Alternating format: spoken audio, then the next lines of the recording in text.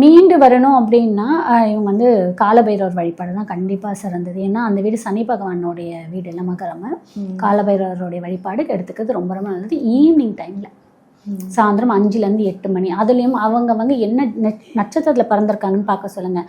அந்த நட்சத்திரத்துக்கு ஏற்ற காலபைரவர் இருக்கார்.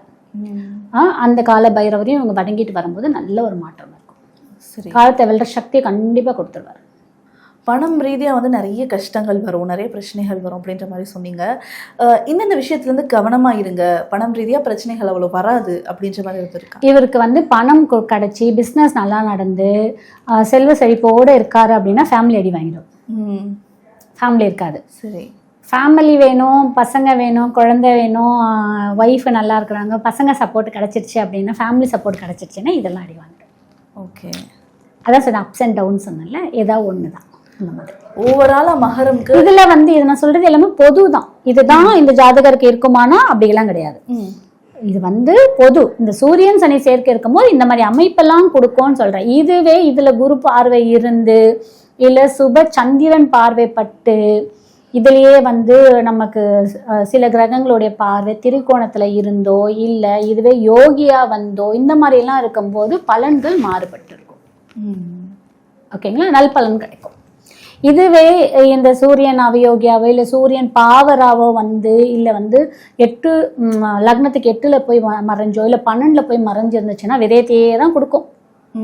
8ல் போய் மறைஞ்சா நோயே தான் கொடுக்கும், வம்பு வழக்கையே தான் கொடுக்கும். ஸோ நான் சொன்னதை விட இன்னும் 2 மடங்கு பிரச்சனையும் கொடுக்கும்.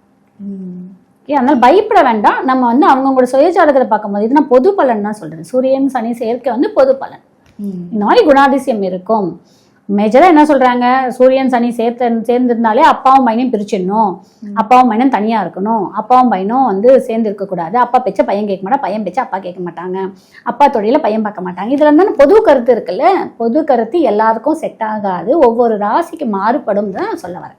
ஓவராலாக மகரத்துக்கு இந்த சூரியன் சனி சேர்க்கை இருக்கிறதுனால நன்மைகள் நிறையா இருக்குன்னு சொல்கிறீங்களா, தீமைகள் நிறையா இருக்குன்னு சொல்கிறீங்களா? சனி பகவான் நல்லவர், அதனால நல்லவங்களா இருப்பாங்க இவங்க. ஓகேங்களா, நல்லா இருக்குமான்னு கேட்டால் 70% கஷ்டமாக தான் போகும், 30% தான் நல்லா இருக்கும். சூரியன் வந்து உங்களுக்கு பகையாக வருவார். ஆனால் சூரியன் பகையாக இருந்தாலும் நமக்கு 70% சனி பகவான் நல்லவர் தானே சொல்லிட்டு அப்போ நல்லவர் தானே பண்ணுவான்னு கேட்டால் சனி பகவான் தடை தாமதம் கொடுத்து நம்மளை அதை நொந்து வச்சு வேதனைப்பட்டு தான் கொடுப்பாரு. நீ என்னதான் உழன்னு உழைச்சாலும் இந்த வருடம் கிடைக்க வேண்டியது உனக்கு அடுத்த வருடம், அதுக்கு அடுத்த வருடம் தான் கிடைக்கும். காலதாமதம் கிடைக்கும். ஸோ அதுதான் சொல்ல வரேன்.